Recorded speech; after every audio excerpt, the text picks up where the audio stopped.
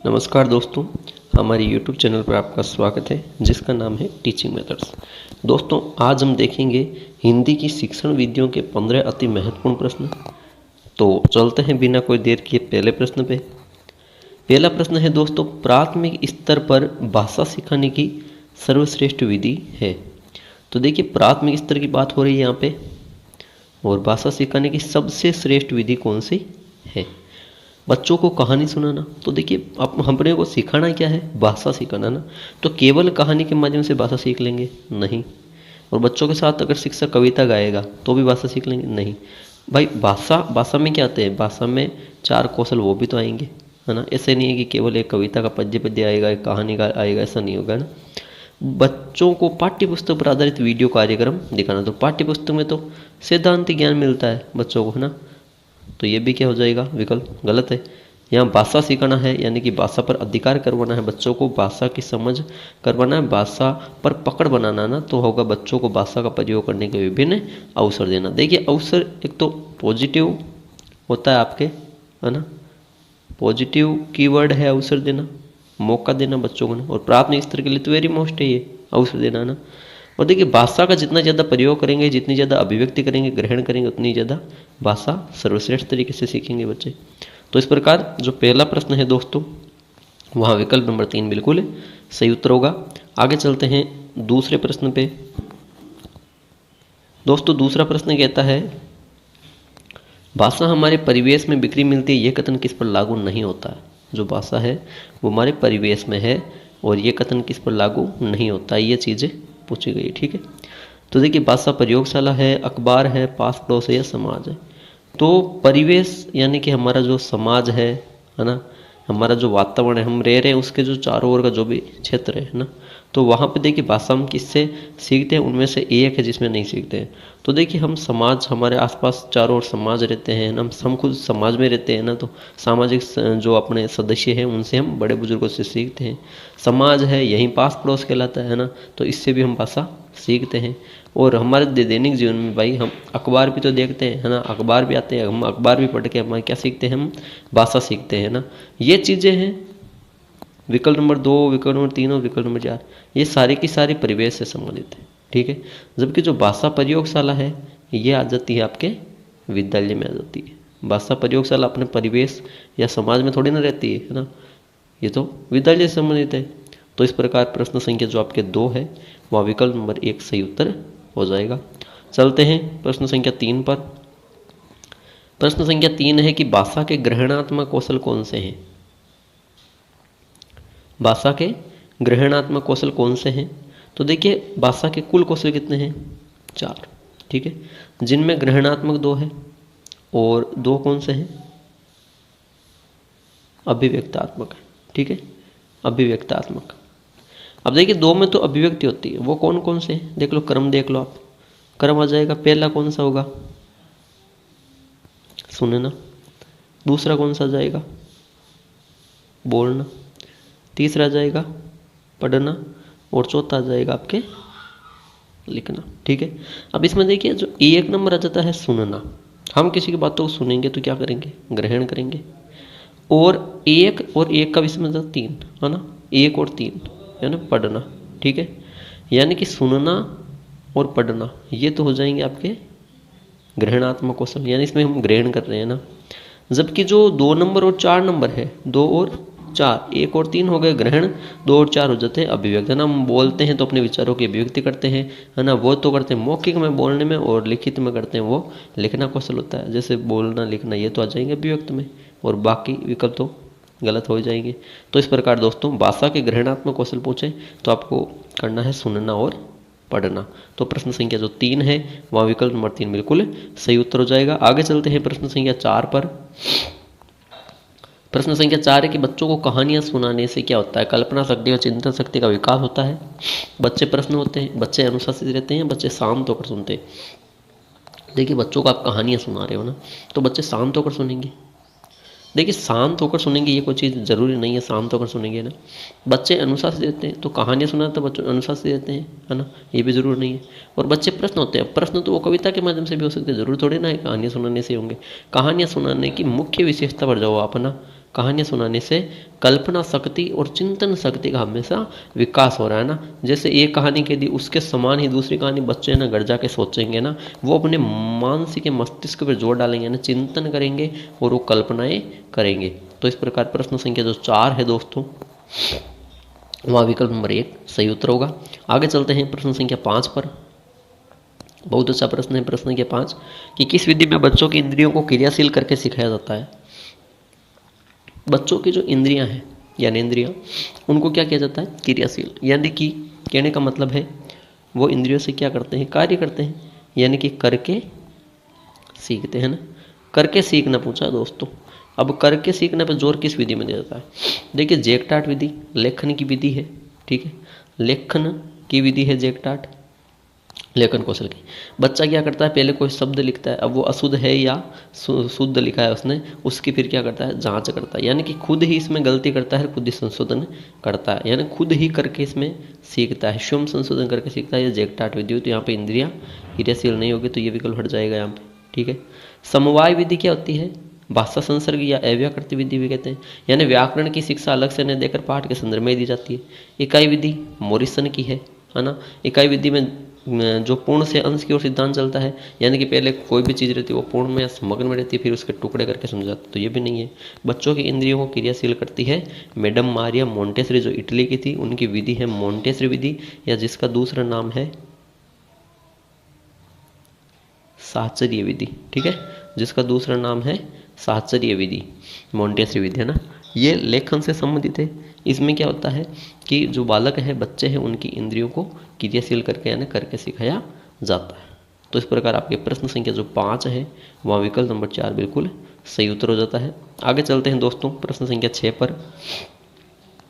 प्रश्न संख्या 6 है कि कविता की विशेषता कौन सी नहीं है। अपने जो काव्य है, कविता है, उसकी विशेषता कौन सी नहीं है पूछा है, ठीक है। कविता एक प्रबल अनुभूति है। देखिए जो कविता है, हम जब कविता पढ़ते हैं तो उससे हमें क्या अनुभूति होती है, बिल्कुल होती है ना। जिस चीज़ के बारे में हम पढ़ते हैं वो हमें महसूस होता है, सही है ये तो कथन। कविता में लय ताल संगीत होता है, बिल्कुल होता है, कविता में तो होता है लय ताल संगीत, है ना। ऐसा नहीं कि कभी मतलब कभी मंद में कभी तेज स्वर में, नहीं। सबसे पहले तेज स्वर में गाया जाए, क्रम याद रखना, सबसे पहले तेज स्वर, फिर मंद स्वर, और फिर वापस तेज स्वर में गाया जाए कविता को। कविता का संबंध व्यावहारिक जीवन से होता है, बिल्कुल होता है ना। आज जो भी हम कविताएं पढ़ते हैं तो देखिए कुछ इतिहास पे संबंध रहती है ना, और कुछ वर्तमान में भी रहती है। वर्तमान जीवन या जो अपने व्यावहारिक जीवन है उससे संबंधित भी कविताएं रहती है ना। ये तो विशेषताएं हैं। अब पूछा कौन सी विशेषता नहीं है, तो जो कविता नीरस होती है, यानी कविता में मज़ा नहीं आता, ये चीज़ गलत है। देखिए कविता का मुख्य उद्देश्य की अगर बात करूँ तो वो क्या है, रसानुभूति करना होता है, रसानुभूति या आनंद अनुभूति, है ना, मजा लेना होता है ना, आनंद करना होता है। तो यहाँ पे बोला नीरस होती है, तो ये चीज़ गलत हो गई। तो इस प्रकार प्रश्न संख्या जो 6 है दोस्तों, वहाँ विकल्प नंबर 2 बिल्कुल सही उत्तर होगा। प्रश्न संख्या 7 पर चलते हैं आगे कि निगमन विधि के कितने रूप हैं। देखिए व्याकरण की विधि है, प्राचीन विधि है, आगमन और निगमन। आगमन 1 से 5 चलती है, जबकि निगमन विधि है दोस्तों, याद रखना, उच्च प्राथमिक स्तर, है ना, उच्च प्राथमिक स्तर पर चलती है ये विधि। इसके कितने रूप है पूछा है। अब निगमन विधि में क्या होता है, नियम से उदाहरण की ओर जाया जाता है, ठीक है, नियम से उदाहरण की ओर सिखाया जाता है। इसके रूप कितने हैं, 1, 2, 4 या 3। तो याद रखना निगमन विधि के 2 रूप है। को कितने रूप है दोस्तों, 2 रूप। एक है सूत्र विधि और दूसरा है पाठ्य पुस्तक विधि। सूत्र विधि और पाठ्य पुस्तक विधि। सूत्र में केवल सूत्र समझाए जाते हैं, पाठ्य पुस्तक में जो भी सिद्धांत नियम वगैरह जो भी कितनी क्लिष्ट भाषाएं वो सारी की सारी चीज़ें समझाई जाती है। और सूत्र में क्या होता है, केवल नियम, केवल सिद्धांत, केवल सूत्र, केवल पढ़ते यही समझाया जाता है। यानी कि बच्चों की समझ में आए या नहीं कोई मतलब नहीं, इसीलिए इस निगमन विधि को कहा गया कि यह अमनोवैज्ञानिक विधि है, ठीक है। तो इस प्रकार जो प्रश्न संख्या 7 है दोस्तों, वहाँ विकल्प नंबर 2 सही हो जाएगा। चलते हैं आगे 8वें प्रश्न पे। 8वां प्रश्न है कि अभिकर्मित अनुदेशन क्या है। अभिकर्मित अनुदेशन, जो आपके BF स्किनर थे उनको इसका प्रवर्तक माना जाता है। होता क्या है इसमें श्रृंखला के रूप में सिखाया जाता है किसी भी चीज़ को। तो देखिए कक्षा में अधिगम होता है नहीं, कक्षा से अधिगम हो सकता है, लेकिन इसकी मुख्य विशेषता नहीं है शिक्षक केंद्रित नहीं। शिक्षक क्या होता है इसमें, शिक्षक केवल मार्गदर्शन व सहायता करने वाला ही होता है, केवल गाइड करता है, मार्गदर्शक रहता है शिक्षक, ठीक है। और ये विषय केंद्रित नहीं होकर क्या है, ये स्व अधिगम है। स्व अधिगम मतलब कि बच्चा खुद ही इसमें करके सीखता है, बच्चा कार्य को करता है और इसमें खुद ही जो अशुद्धि आती है उसकी जांच करता है और वापस क्या करता है, उसको शुरू से वापस करता है कि भाई अशुद्धि ना हो ना। तो मतलब अशुद्धि भी खुद करता है, उसका शुद्धि संशोधन भी खुद ही करता है ना। शिक्षक कुछ नहीं करता, शिक्षक बस उसको बता देता है कि भाई ऐसे ऐसे करना है, मार्गदर्शक के रूप में ही होता है ना। ज़्यादा सक्रिय कौन रहता है, बालक ही ज़्यादा सक्रिय रहता है, ठीक है। तो यह है स्व अधिगम कहलाता है। अभिक्रम अन्वेषण के 3 प्रकार होते हैं, रेखीय, शाखीय और अवरोही। तो इस प्रकार प्रश्न संख्या 8 में विकल्प नंबर 4 बिल्कुल सही उत्तर हो जाता है। चलते हैं प्रश्न संख्या 9 पर। प्रश्न संख्या 9 है कि निम्न में से कौन सा भाषा शिक्षण का सिद्धांत है। भाषा शिक्षण का देखिए सिद्धांत पूछा है कौन सा है, तो देखिए कर्म योजन का सिद्धांत, ये भाषा शिक्षण सिद्धांत में आता है, बिल्कुल सही है। पुनरावर्ती का सिद्धांत भी आता है और क्रियाशीलता का सिद्धांत भी आता है। इसका मतलब है कि जो उपयुक्त सभी है दोस्तों, ये भाषा शिक्षण के सिद्धांत हैं, ठीक है। कैसे, कर्म योजन में क्या होता है कि शुरुआत में सरल पाठ, उसके बाद कठिन पाठ पढ़ाया जाता है ना। शुरुआत में सामूहिक वाचन, उसके बाद व्यक्तिगत वाचन होता है, उसकी तरफ चलते हैं ना, ये क्रम होता है उसमें, ठीक है। शुरुआत में वर्णों का ज्ञान करवाया जाता है, फिर शब्द, फिर वाक्यों का। ये तो हो गया कर्म योजन का सिद्धांत। पुनरावृत्ति का सिद्धांत क्या होता है, यानी कहते हैं कि करत करत अभ्यास के जड़मति हो सुजान, यानी जो भी चीज़ आप पढ़ते हो उसको स्थायी रूप से मजबूत करने के लिए हम क्या करते हैं, बार बार पुनरावृत्ति करते हैं। क्रियाशीलता का सिद्धांत, बच्चा इसमें खुद करके सीखता है ना, खुद करके सीखता है, अपनी ज्ञानेंद्रियों का, अपनी जो इंद्रिय उनका प्रयोग करके सीखता है। तो ये सारे के सारे भाषा शिक्षण के सिद्धांत कहलाते हैं। इस प्रकार प्रश्न संख्या जो 9 है दोस्तों, वहाँ विकल्प नंबर 4 बिल्कुल सही उत्तर हो जाता है। चलते हैं आगे प्रश्न संख्या 10 पर। प्रश्न संख्या 10 है दोस्तों कि निम्न में से क्या एक बोलने और सुनने दोनों की विशेषता। देखिए जिसमें बोलना भी हो और अपना सुनना भी हो, दोनों की विशेषता पूछी है ना। बहुत अच्छा प्रश्न है ये। शुद्ध उच्चारण करना, रेडियो सुनना, ध्वनियों का विभेदी करना या उपयोग सभी। तो देखिए ध्वनियों का विभेदीकरण करना, ध्वनियों का विभेदीकरण यानी कि ध्वनियों में अंतर करना, कौन सी ध्वनि सही उच्चारित हुई नहीं हुई। तो ये कब करेंगे, जब हमारे सामने वाला कोई हमसे बात करेगा, उसके विचार रखेगा, हम क्या करेंगे, हम केवल इसमें श्रवण करेंगे, है ना, हम सुनेंगे। जब हम सुनेंगे तभी तो हमें पता चलेगा भाई ये ध्वनि गलत है, ये सही है, उसमें हम विभेदीकरण करते हैं। तो श्रवण से संबंधित है, यानी सुनने से है, केवल बोलने से थोड़ी ना है। तो यहाँ पर ये विकल्प हट जाएगा, यह हट जाएगा तो उपयोग सभी भी नहीं होगा और रेडियो सुनना भी नहीं होगा। क्यों, क्योंकि रेडियो हम क्या कर रहे हैं, सुन रहे हैं। रेडियो क्या कर रहा है, रेडियो बोल रहा है, हम केवल सुन रहे हैं, हम थोड़ी ना बोल रहे हैं रेडियो के साथ। तो ये भी गलत हो गया विकल्प। बच्चा कौन सा वही सही है, शुद्ध उच्चारण करना। देखिए शुद्ध उच्चारण हम खुद भी कर सकते हैं, है ना, और कोई और कर रहा है। जैसे मान ली बालक खुद भी शुद्ध उच्चारण कर रहा है और अगर शिक्षक कर रहा है तो उसे वो सुन भी सकता है शुद्ध उच्चारण को। तो ये बोलने और सुनने दोनों की विशेषता हो जाती है। इस प्रकार आपके प्रश्न संख्या 10 में विकल्प नंबर 1 बिल्कुल सही उत्तर हो जाता है। चलते हैं आगे प्रश्न संख्या 11 पर। प्रश्न संख्या 11 है दोस्तों कि निम्न में से कौन सी विधि अमनोवैज्ञानिक विधि मानी गई है। एक और अच्छा प्रश्न आया है कि अमनोवैज्ञानिक विधि कौन सी मानी गई है। अब अमनोवैज्ञानिक विधि के क्या लक्षण होते हैं, किसे कहते हैं, ये भी मैं बता देता हूँ। देखिए प्रयोजन विधि, प्रयोजन विधि बहुत बार बता चुका हूँ कि इसके जो प्रतिपादक या सर्वप्रथम विचारक पूछे, विचारधारा किसने दी, जॉन डीवी ने दी थी।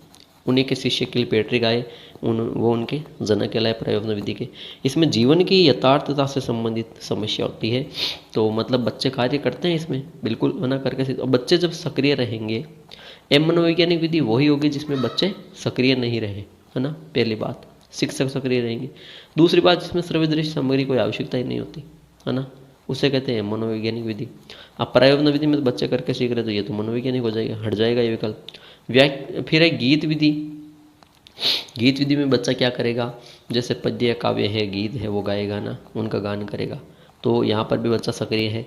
अभिनय विधि में भी बच्चा हाव भाव साज सज्जा के साथ अभिनय कर रहा है ना, तो ये विधि भी क्या है, मनोवैज्ञानिक है।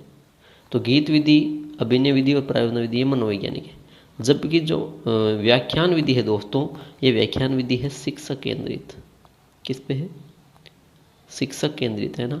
यानी कि इसमें शिक्षक क्या करता है, व्याख्या कर देता है, व्याख्या करता रहता है, मतलब भाषण देता रहता है। और बच्चे क्या करते हैं, बच्चे केवल निष्क्रिय श्रोता बन के ही सुनते हैं, निष्क्रिय श्रोता बन के ही सुनते हैं बच्चे।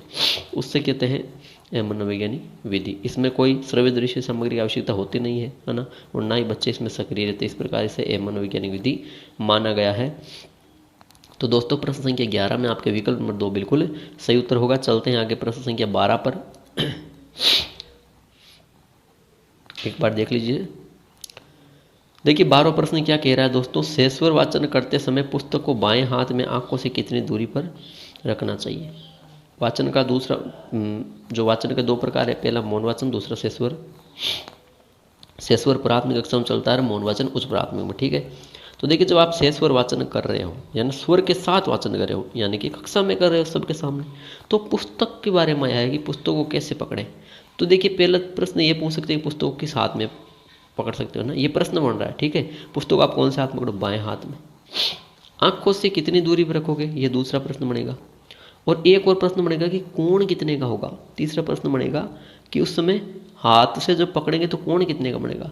तो भाई याद रखना कोण बनेगा 45 डिग्री का। ठीक है, ये प्रश्न याद रख लेना क्योंकि इन प्रश्नों में बहुत ज़्यादा उलझन होती है ना। कोण कब कितना बनेगा पुस्तक को हाथ में रखने पर, किस हाथ में रखे, पहली चीज़ बाएं हाथ में, है ना। कितनी दूरी पर होना चाहिए, तो भाई साहब 12 इंच की दूरी पर होना चाहिए।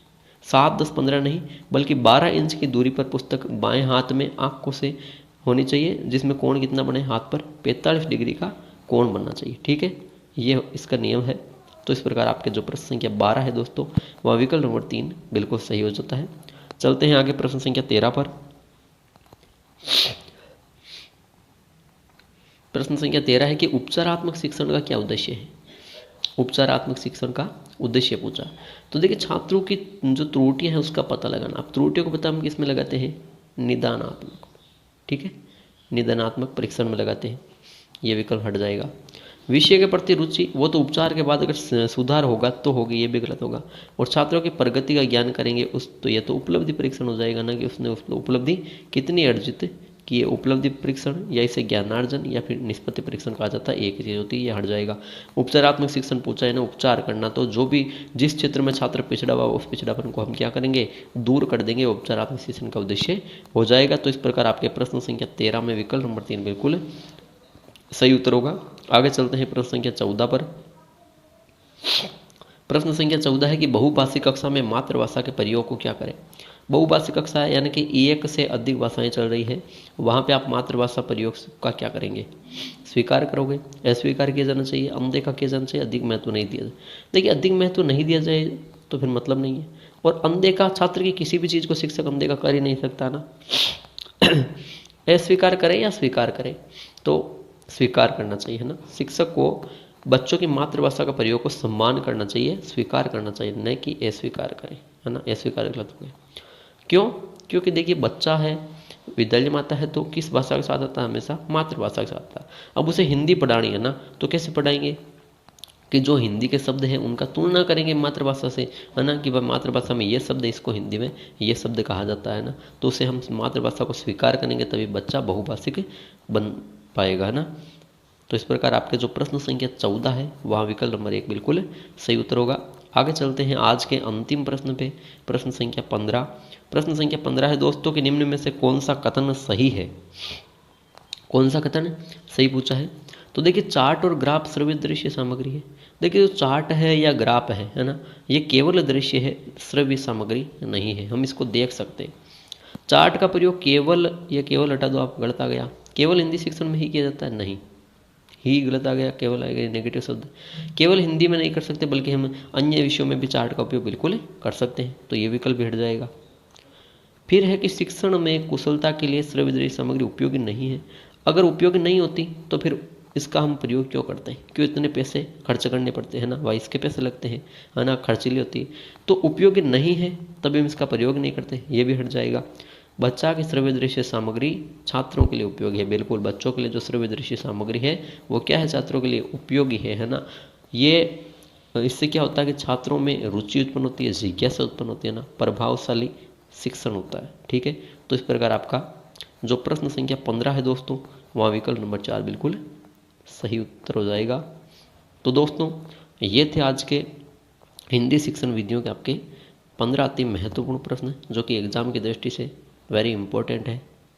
आशा करता हूँ कि आपको वीडियो अच्छा लगा होगा, तो ज़रूर लाइक कीजिए, और ज़्यादा से ज़्यादा शेयर कीजिए।